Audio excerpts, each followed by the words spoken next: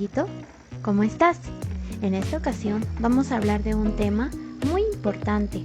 Seguramente tienes algún compañerito con alguna discapacidad dentro de tu salón de clases, o bien puedes no tenerlo, o bien tú puedes ser uno de esos alumnitos que tiene alguna dificultad de aprendizaje o alguna discapacidad. Es muy importante que conozcas toda esta información que te voy a contar. Bueno, pues vamos a comenzar. Antes que nada, el tema que vamos a hablar hoy es la educación inclusiva. Pero vamos a hablar sobre cómo esta parte de la inclusión de estos compañeritos que tienen alguna discapacidad, algún problema de aprendizaje, hoy pueden gozar de ciertos derechos que antes no podían. Vamos a comenzar y vamos a explorar y ver cómo es que esto sucedió, cómo fue pasando con el transcurso del tiempo esta situación, y poco a poco estas personas, estos alumnos fueron adquiriendo estos derechos y forman parte ahora de nuestras escuelas. Antes que nada, quiero decirte que aunque es mucha información, es muy importante que la conozcas.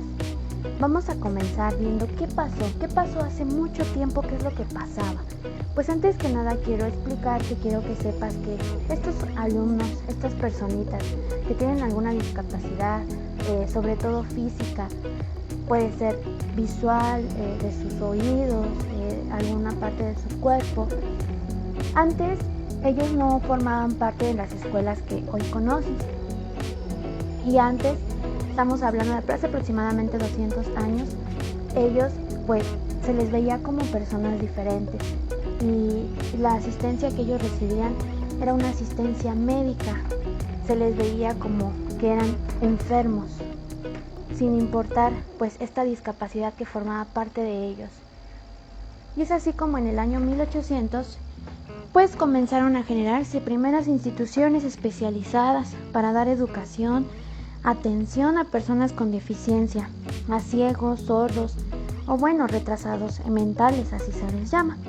Pero quiero que sepas que estas instituciones atendían o tenían en su mente el pensamiento de que atendían a personas no normales.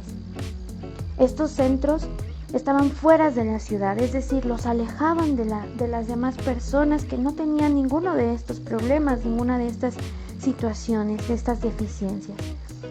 Entonces, en el año de 1800, algunos personajes importantes pues que empezaron a trabajar con estas personas que tenían alguna deficiencia fueron Jean Itard, Thomas Hopkins, John Dietz Fisher y Desiree Mengloir.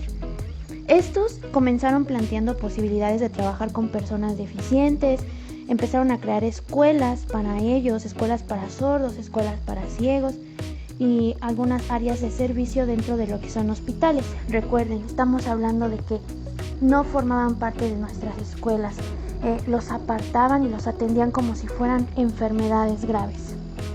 En el año de 1900 ya comenzó a haber un cambio.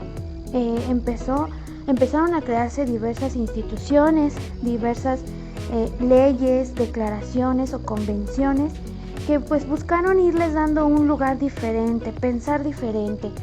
En el año de 1904, el Ministerio de Instrucción Pública, así se llamaba esta institución, empezó a darles como que más importancia y decidieron estudiar a los niños pues que eran considerados anormales y los empezaron a llevar a canalizar como que en áreas especiales para cada uno de ellos.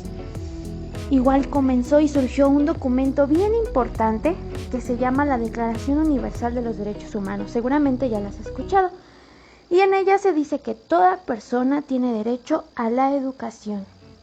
Y es a raíz de esa Declaración Universal que entonces a las personas con discapacidad se les empezó a reconocer que ellos también tienen derecho a la educación, sin importar pues, la discapacidad que ellos poseyeran o las deficiencias que ellos tuvieran. Entonces comenzó una convención también que era una lucha contra la discriminación en la enseñanza, es decir, esta parte de la enseñanza sabemos que pues está relacionada con las escuelas, y esta parte de separarlos en áreas, en secciones, pues debemos de entender, pequeños, que eso es discriminar, porque los estamos separando. Simplemente, ¿por qué? Pues porque tienen algunas capacidades diferentes a las que tenemos otros. Pero todos tenemos ciertas dificultades. Eso es algo que hay que entender, no podemos discriminar a nadie. Posteriormente, en el año de 1900, se crea la Declaración de la Dirección General de la Educación Especial, es decir, ahí ya empezaron a formar maestros especialistas para atender a los alumnos que tuvieran algún tipo de deficiencia mental, de audición, de lenguaje, algún problema motor o visual. También surgió el DIF, seguramente lo han escuchado, que buscaba asistir a familias, pero también a personas con alguna discapacidad o desventaja social.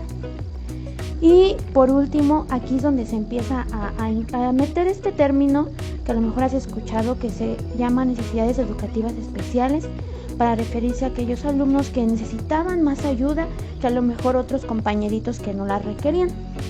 Y una vez más se vuelve a surgir esta necesidad de la educación como un derecho para todos. Después, igual en el año 1900, ya estamos empezando en lo que son los años 90, empieza y surge una declaración mundial sobre una educación para todos, es decir, una educación en la que todos, sin importar qué, pues participen.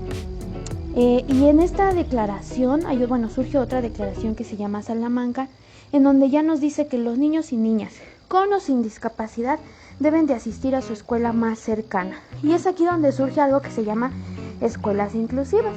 Es decir, ya no buscamos ver que los compañeros, los alumnos sean diferentes, sino que todos son personas que tienen derecho a la educación, sin importar pues sus limitaciones o sus deficiencias. Y nosotros como maestros debes saber que nosotros debemos de buscar que nuestra escuela, que nuestro salón de clases sea inclusivo, y en donde tú también seas inclusivo con tus compañeros y ellos lo sean contigo.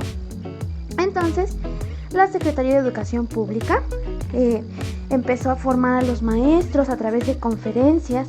Una de ellas pues hablaba sobre la atención a los menores que necesitaran pues esta educación especial, ¿sí? Y poco a poco, ya en el año 2000, que ya es más cercano a nuestro año, surgió el Foro Mundial de la Educación y construyó comunidades escolares colaborativas, es decir, ya empezaron a haber más inclusión en las escuelas, ¿sí? Empezaron a surgir otros organismos, otras instituciones de ayuda, como la ORPIS, el Programa Nacional de Educación, Ley Federal para Prevenir y Eliminar la Discriminación, leyes para personas discapacitadas, Convención de Derechos para Personas con Discapacidad y la Ley General para la Inclusión de Personas con Discapacidad. Y es así como llegamos hasta el año 2014, en donde se aprueba algo bien importante, chicos, el Programa Nacional para el Desarrollo y la Inclusión de Personas con Discapacidad. Y es aquí en donde hasta el momento hemos logrado tener este avance tan grande con el paso del tiempo, en donde ya no buscamos esta distinción, sino al contrario, resaltar todas aquellas cualidades que poseemos como personas. Entonces, espero que esta información haya sido de mucho provecho para ti. Sé que este video puede llegar a ser un poco largo, pero es algo que es muy importante que sepas, que lo lleves a cabo en tu salón de clases, con tus compañeros, y que te conviertas en un compañero inclusivo. Muchas gracias por tu atención.